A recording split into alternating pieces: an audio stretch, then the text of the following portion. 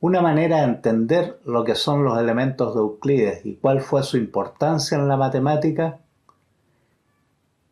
una forma en que podamos hacernos una idea de qué significaron, tal vez podríamos pensar en las letras del alfabeto.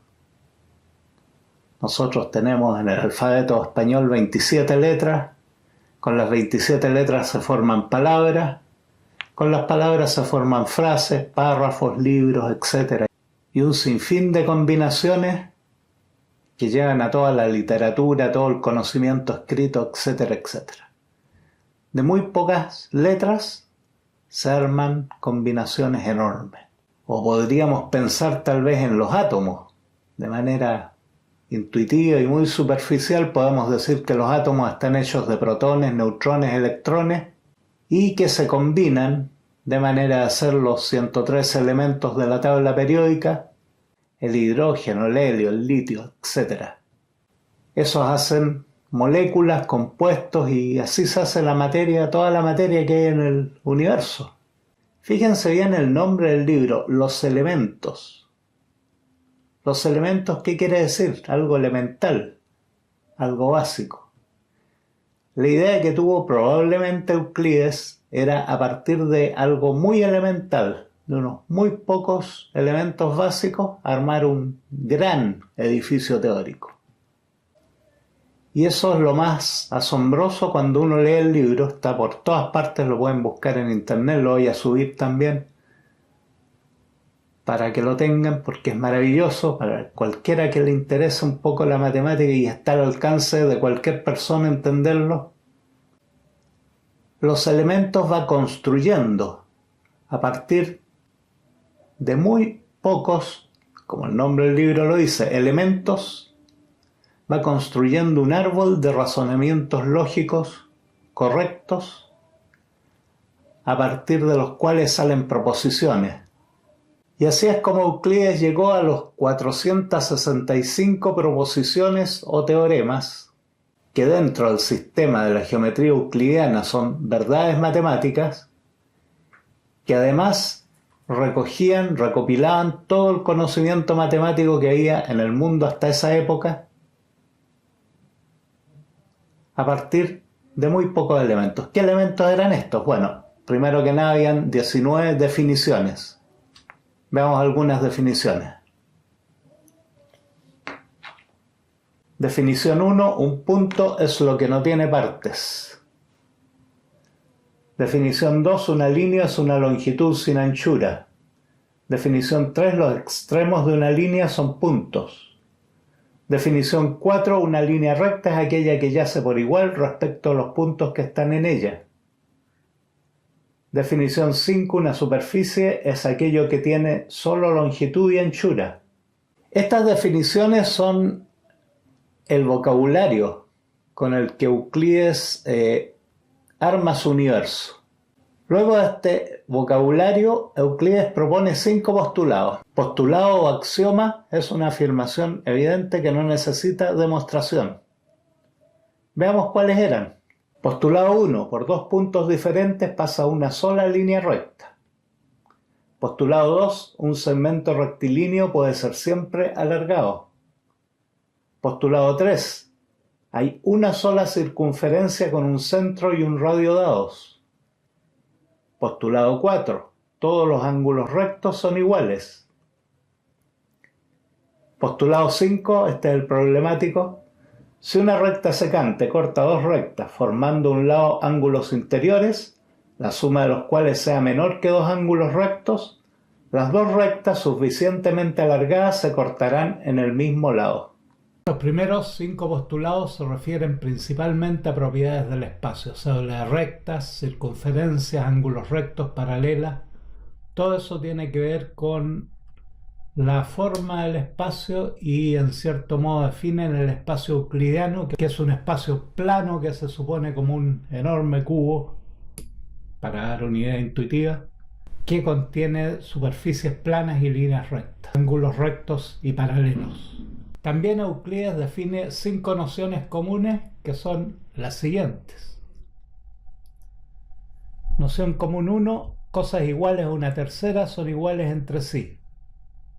Noción común 2. Si a cosas iguales se añaden cosas iguales, los totales son iguales también. Noción común 3. Si a cosas iguales se le quitan cosas iguales, los restos son iguales también. Noción común 4. Las cosas que coinciden entre sí son iguales entre sí. Y noción común 5. El todo es mayor que la parte. De Euclides se sabe muy poco. Se dice que fue estudiante de Platón, de Arquímedes. Se dice que vivió en Alejandría. Sin embargo, es el matemático del que se conservan más escritos y más libros. Se conservan 5 libros y hay otros libros que se conocen pero están perdidos, que nunca se llegaron a conocer. Se conocen por referencias de otros autores, como por ejemplo el Pseudaria, libro de los errores, que es un libro donde él presentaba cosas que evidentemente eran falsas, pero que se podían comprobar a través de la lógica. De esta manera, Euclides ya estaba en cierto modo admitiendo que es posible que existan las falacias lógicas y que el método lógico, analítico, matemático, siendo bastante confiable, no es infalible. ¿Qué tal entonces si en lugar de hablar tanto de Euclides vemos algunas de sus demostraciones más interesantes? Los invito a que vamos a verlas. Para demostrar el teorema de Euclides por el primer método, tenemos primero que revisar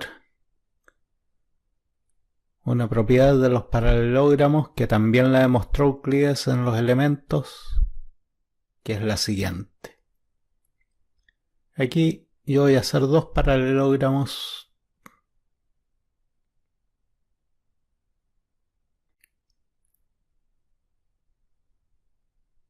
A uno le vamos a poner A y al otro B. Resulta que estos dos tienen la misma área.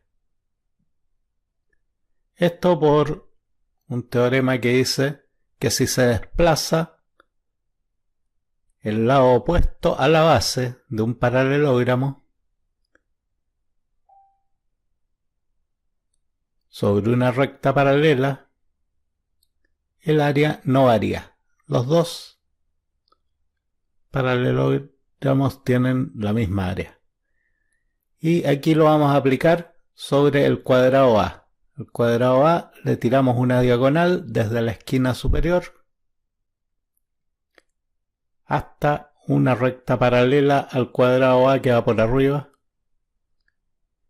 y otra desde la otra esquina.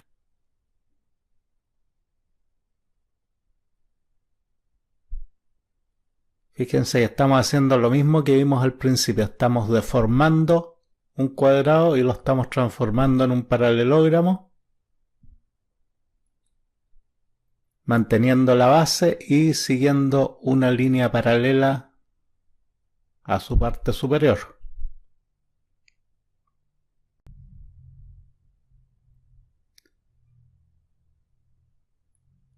Ahora lo cierro por arriba, marco la paralela para cerrar por arriba el paralelogramo y lo cierro por abajo.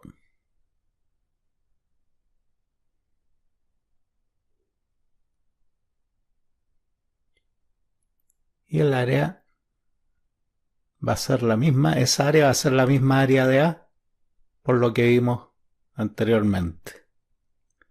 La vamos a sombrar para que se note.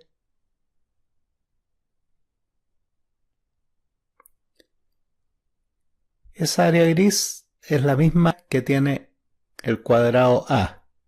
Es el mismo cuadrado pero que está deformado, transformado.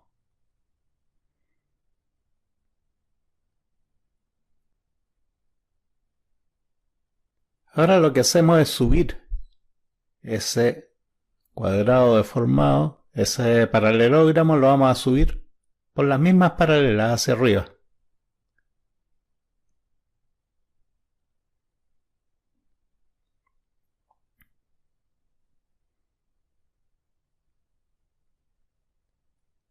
mantengo el área y solamente lo corro hacia arriba. Fíjense bien cómo va a quedar.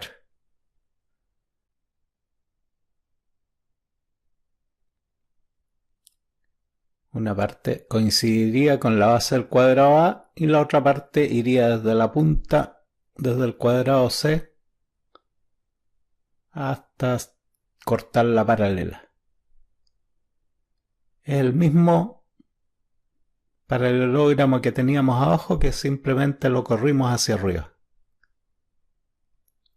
Y si se fijan, el triángulo rojo abajo es el mismo que el triángulo verde arriba, solamente que está corrido.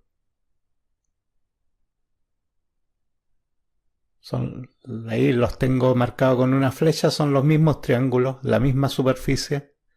Entonces lo que puedo hacer es el área del triángulo abajo, simplemente la copio arriba y la saco abajo.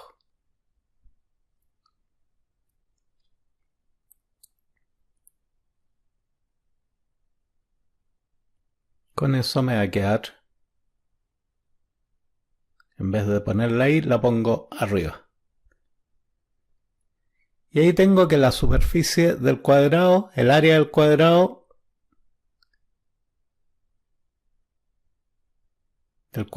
A está sobre C ahora. El área gris es la misma, exactamente la misma que el área de A cuadrado. Perdón, de A cuadrado debía haber dicho.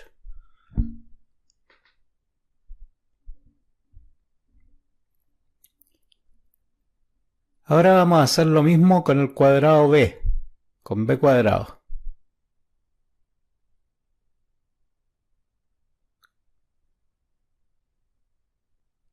Lo encerramos entre dos paralelas.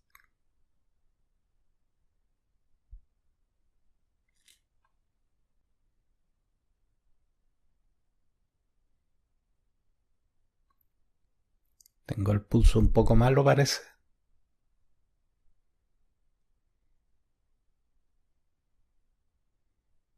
Ahí sí. Marco la primera y la otra iría abajo, en la base.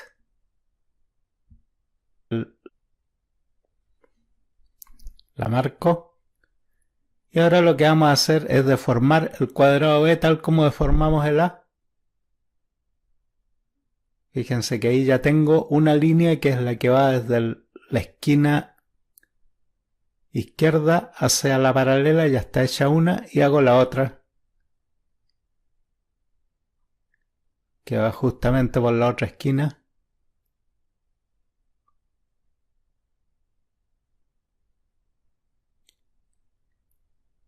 Y con eso tendría el cuadrado B deformado en un paralelogramo que lo vamos a marcar para que se vea cuál es el área.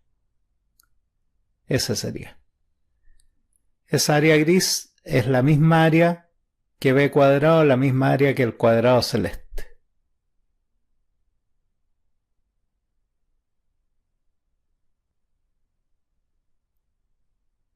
Simplemente lo deformé, lo desplacé hacia la izquierda,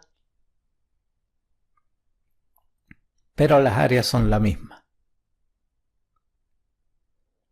Ahora lo corro hacia arriba, tal como hice con A cuadrado.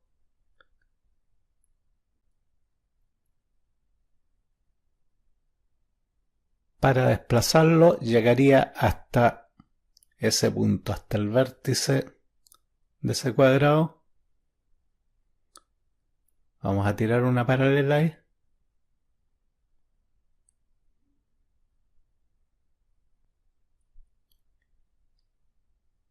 Y tenemos corrido, esa es la área, esa más esa roja, pero esa roja es la misma que la verde que hay arriba. Entonces esa área roja yo la puedo colocar arriba, que va doblada nomás, va en otro sentido.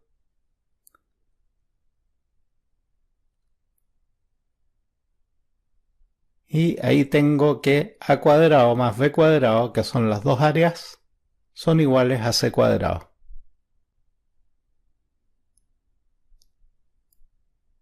con lo que queda demostrado el teorema de Pitágoras usando solo una regla y un lápiz claro. Lo importante de esta demostración es que esta regla se cumple para cualquier valor de A, de B y C.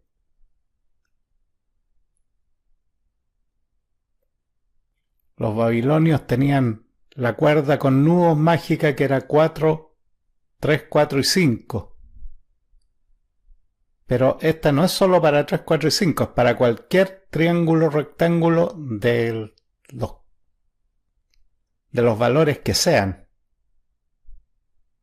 Eso tenemos que escribirlo. Para cualquier valor de A, B y C, se nos cumple que C cuadrado igual B cuadrado más A cuadrado. Siempre y cuando se trate de un triángulo rectángulo. La condición aquí es que el triángulo sea rectángulo. Por el hecho de ser rectángulo va a tener ciertos valores solamente A, B y C. Y lo que había que demostrar está demostrado. Díganme si no es hermosa esta demostración. Simple. Usa tan solo una regla. Y ahí está. Basada en un teorema anterior. Como la mayoría de los teoremas se basan en otros anteriores. Ahí lo tienen. Otra demostración usando el teorema de Euclides. Un teorema de Euclides que él también lo tiene demostrado en los elementos, que dice lo siguiente. El cuadrado de un cateto es igual al producto entre la proyección del cateto sobre la hipotenusa y la hipotenusa. La proyección es cuando bajamos una línea a 90 grados sobre la hipotenusa. Es el segmento, en este caso, la proyección del cateto B es M y la proyección del cateto A es N. Son los segmentos M y N.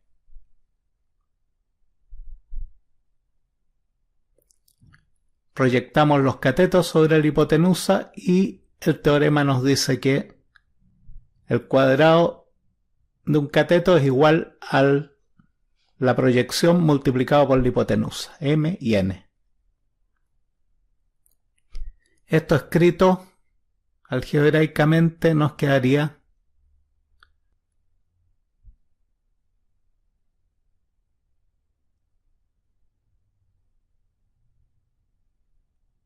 esas son las proyecciones.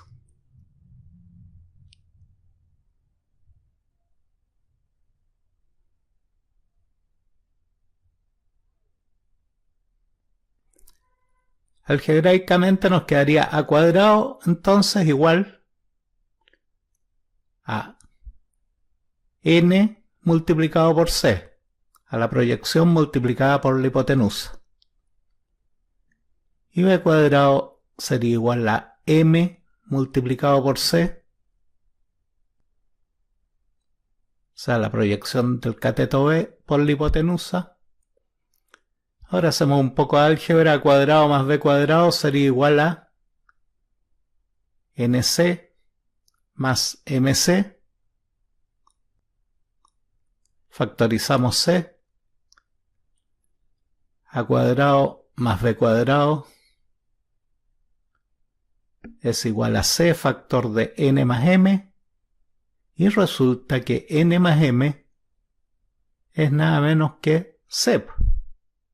La suma de las dos proyecciones es igual a la hipotenusa. Por lo tanto, nos queda A cuadrado más B cuadrado igual a C multiplicado por C. A cuadrado más B cuadrado igual C cuadrado, que es lo que queríamos demostrar. Ahí está. Fácil y rápido. Estas dos demostraciones que acabamos de ver, que tal vez la encuentren un poco básicas, un poco elementales, pero no se engañen, tienen mucha profundidad. Por ejemplo, la primera demostración de Euclides para el teorema de Pitágoras se basa en deformar superficies sin que pierdan sus propiedades. Eso que usó Euclides hace tantos siglos, ahora es una rama de las matemáticas importantísima y una de las más complicadas que se llama la topología. La topología consiste justamente en estudiar cómo se deforman superficies en 2, 3, 4 o más dimensiones sin que cambien las propiedades. Las transformaciones son un tremendo campo en las matemáticas y ya estaban en la época de Euclides. Un punto más para nuestro héroe matemático. Dicen que cuando Pitágoras demostró, cuando en su escuela se pudo demostrar su teorema, sacrificó bueyes para celebrarlo. Sin embargo, nadie sabe cuál fue esa demostración, porque la secta de Pitágoras era mística, era religiosa y sus demostraciones las mantenía en secreto. No es que uno dude de Pitágoras, pero mal que mal puede que haya tenido una falla. Euclides, en cambio, Pitágoras era un poco defensor de la propiedad intelectual. Euclides, en cambio, era más open source, era más dominio público. Escribió su libro y sus demostraciones quedaron libres para todo el que pudiera leerlas, y es una de las mayores cosas que nos heredó. Hasta el día de hoy se la debemos. Muchas gracias, Euclides.